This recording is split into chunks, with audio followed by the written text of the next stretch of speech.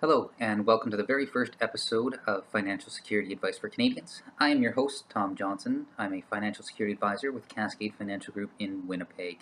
I've been in the business for almost 8 years running my own practice, and in that time, probably the most questions that I get are around registered retirement savings plans, commonly known as RRSPs.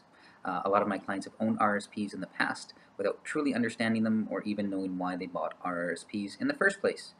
There's a lot of misconceptions out there. Some people don't know if RRSPs are good for them, if they're bad for them, if now's the right time, or even how an RRSP works. So today what I want to do is demystify RRSPs a little bit and hopefully help shed some light on a complicated tax product for Canadians.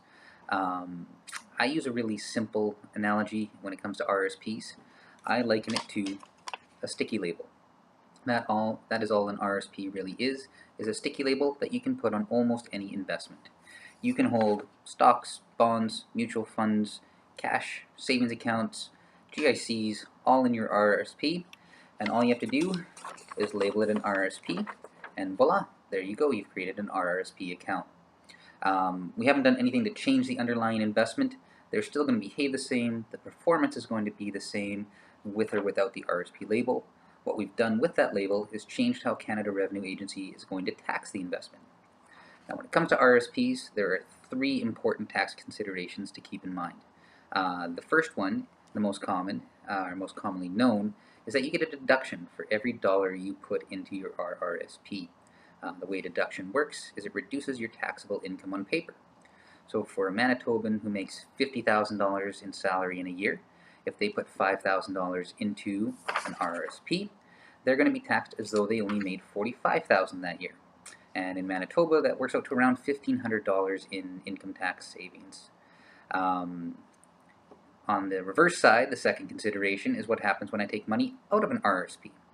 When you take money out, because we didn't pay tax up front when we put the money in, now you've got to pay the tax man. By deregistering an RRSP, taking the label off, converting it into cash, and putting the money in your pocket, you're going to pay tax again as though it was income. If you are still making $50,000 and you take $5,000 out, you're going to be taxed as though you made $55,000 that year. This means RRSPs are most advantageous when you're working and your income is high and you're in a high tax bracket, and you're able to redeem the money in years when you're in a lower income tax bracket, such as retirement. The third tax consideration, and one that's often not given enough attention, is that all the growth inside our RRSP account is completely tax deferred. And what that means is that really if you'd own that investment outside of an RRSP and you earned interest or dividends or capital gains, you would receive a tax slip and pay tax on those investment earnings. But as long as those earnings stay inside an RRSP, there's no tax the year they're earned. You don't have to report in for income tax. There's no tax slip received because you only pay tax again when the money is taken out of our RRSP. So hopefully that little sticky label analogy helps you understand RRSPs a little bit better and you remember the 3 different tax considerations for your registered retirement savings plan. If you would like to learn more, I encourage you to check out our website, www.cascadefinancialgroup.com. And thanks for tuning in, and I will see you next time.